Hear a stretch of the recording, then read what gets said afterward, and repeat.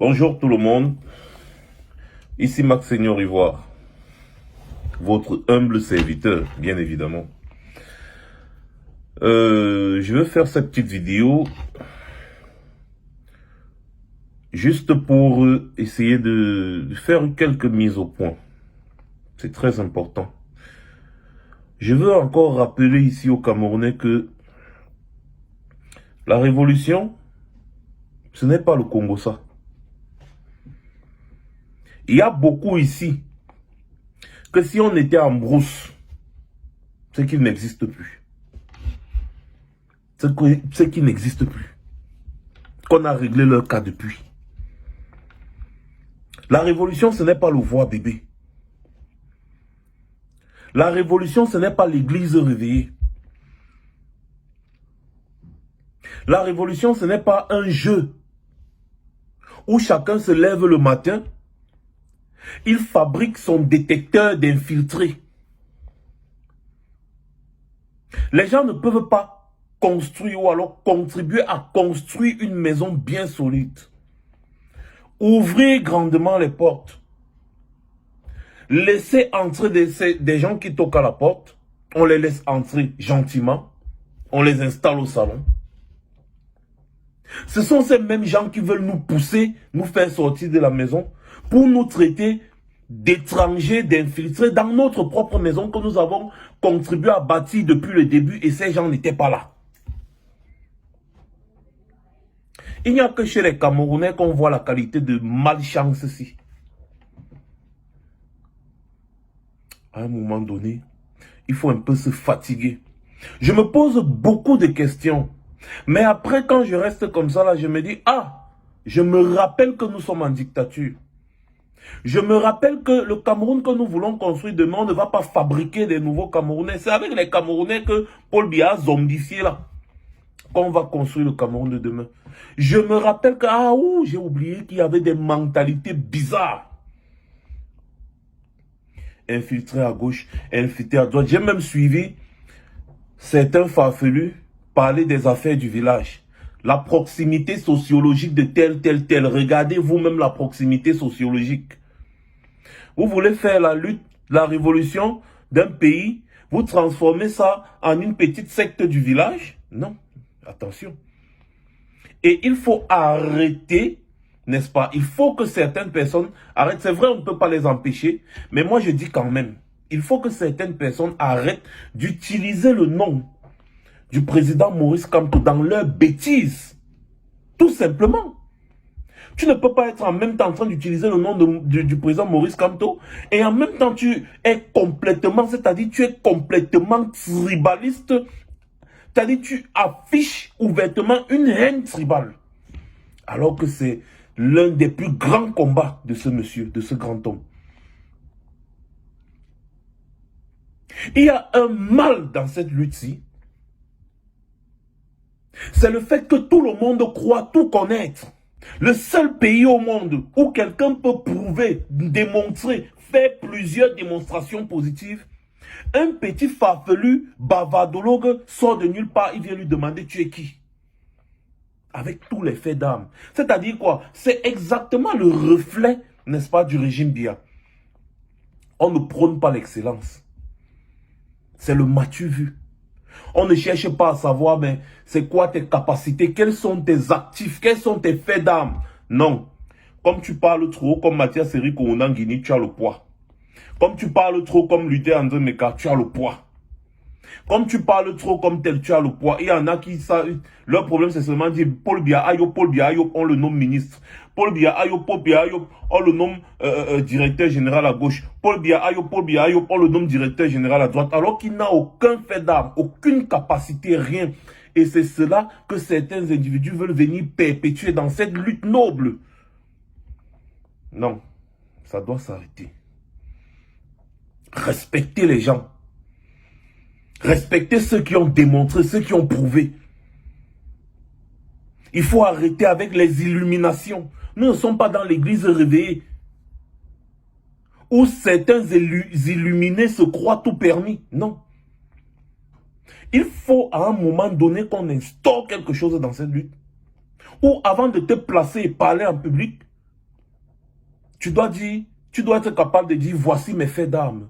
Quelle est cette histoire où n'importe qui sort de n'importe où pour venir dire n'importe quoi aux personnes qui ont tout donné dans cette lutte?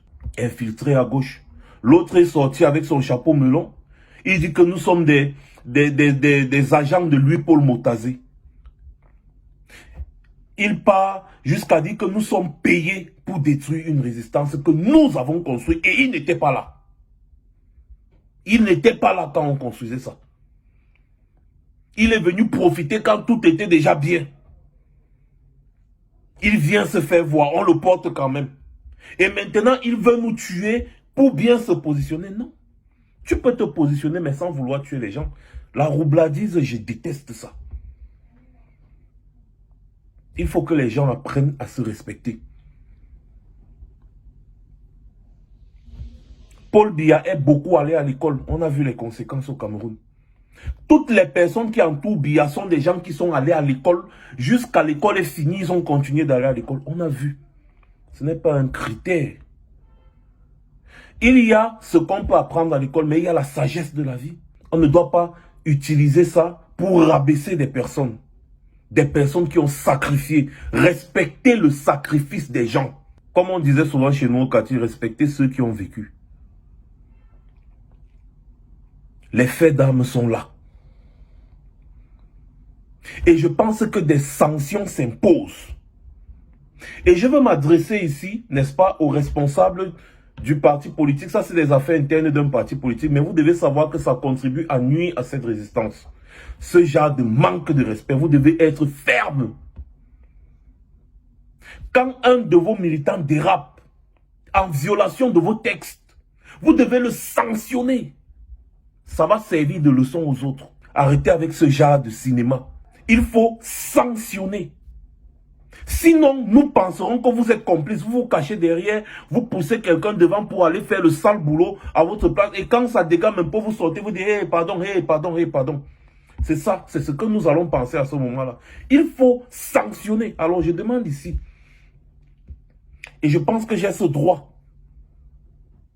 qu'une sanction soit prise contre les personnes malveillantes et malfaisantes qui sont en train de nuire à ce parti politique-là, de l'intérieur. Oui. Il faut sanctionner. Et sanctionner, rendre ça public. Comme ça, là, prochainement, les gens vont réfléchir avant d'agir. Quand on dit parti politique, ce n'est pas l'anarchie où tout le monde va venir sortir et dire n'importe quoi. Dans un parti politique, il y a quand même des voix avisées. Que même si ce n'est pas le secrétariat à la communication qui parle, mais au moins quand on écoute celui-ci, on sait que ça c'est quelqu'un d'avisé. Parce qu'il a un facteur crédibilité. Il a un facteur d'audience. Donc, il y a aussi ça qui joue. Et quand quelqu'un qui est vraiment très bien placé se fait attaquer de la sorte par une personne qui ne vaut absolument rien et que vous ne sanctionnez pas, j'ai envie de croire que vous êtes en train de ramener notre lutte à une affaire du village.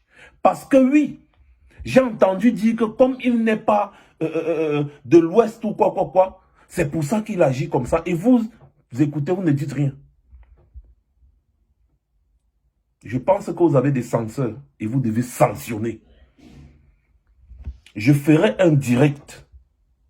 Parce que ce que j'ai vu, franchement, c'est honteux. Ce que j'ai vu là, c'est des choses qui ne se font pas. Quand ça se passe comme ça, là, on casse direct.